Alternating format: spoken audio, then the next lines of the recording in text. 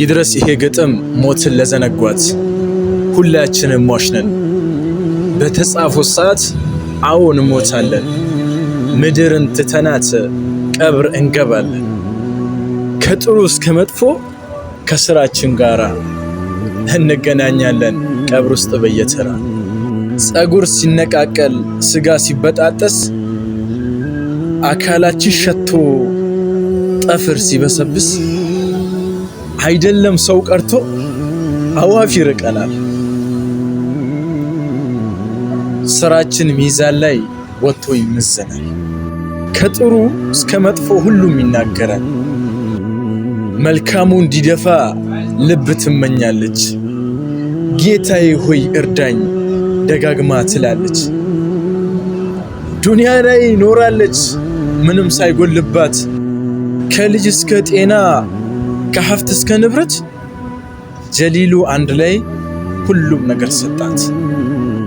እሱን ታመልክ ዘንድ ብዙ አስጠንቅቋት ነፍስ ግን ፈለገች ዱንያዊ ነገር አጥብቃ ፈለገች አላህን ዘነጋች ይሄንን ግጥም ሞትን ለዘነጋዋትና ሞትን ለረሷት ለማያስታውሱት ሁሉ ይድረስልን ለሁሉም ይድረስልን አንድ ቀን ይመጣል አላህ የጻፈልን ሰዓታት አያሳልፋት አንድ ቀን ሁላችንም ወደ ቀብር ወደ አላህ Subhanahu Wa Ta'ala እንጓዛለን ኢና ሊላሂ ወኢና ኢለይሂ ራጂዑን ማለት የምችለው ይሄን ብቻ ነው ነፍስ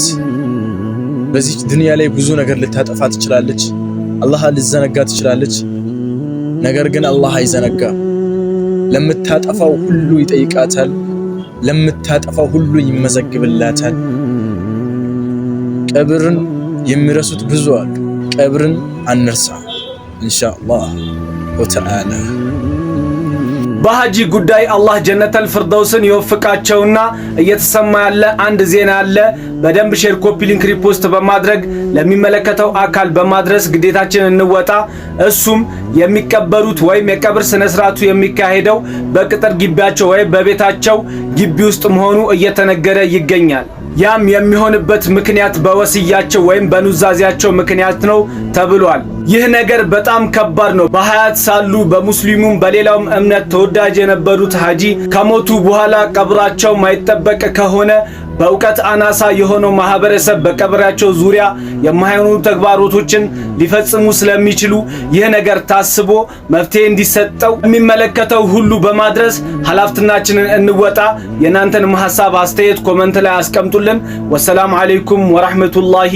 ወበረካቱ የተቀዳሚ ሙፍቲ ሐጂ ዑመር ኢድሪስ የጀናዛ ሽኝት ወደ ኑር መስጂድ እየተደረገ ይገኛል ኢና ሊላሂ ወኢና ኢለይሂ ራጂዑን ማታ መብራት ባለመኖር ሰበብ ቪዲዮ ለመስራት አልቻልኩም ነበር ነገር ግን በቲክቶክ እና እንደዚህ በተለያዩ ሶሻል ሚዲያዎች ብዙዎች በሐጂ ዑመር ሙፍቲ መሞት እየተደሰቱ ሲያሾፉ በቤተሰቦቻቸው ላይ ተመልክቻለሁ እንዴት በሞት እንቀልዳለን እንዴት በሞት እናሾፋለን የሙስሊም ሞት እንዴት ያስደስተናል ሐጂ ዑመር ሙፍቲ እንግዲህ ያጠፉት ነገር ካለ አላህ Subhanahu Wa Ta'ala ይማራቸው እንደዚሁም ደግሞ እኛን የበደሉን ነገር ካለ እንደ ሙስሊም አፉ ማለት ነው ያለብን እንግዲህ በዚህ ዱንያ ላይ እስከኖርን ድረስ ነገ እኛ ሟቾች መሆናችንን ልናቅ ይገባል እናም አላህ Subhanahu Wa Ta'ala ብቻ ነው በዚህ ዱንያ ላይ የሚቀር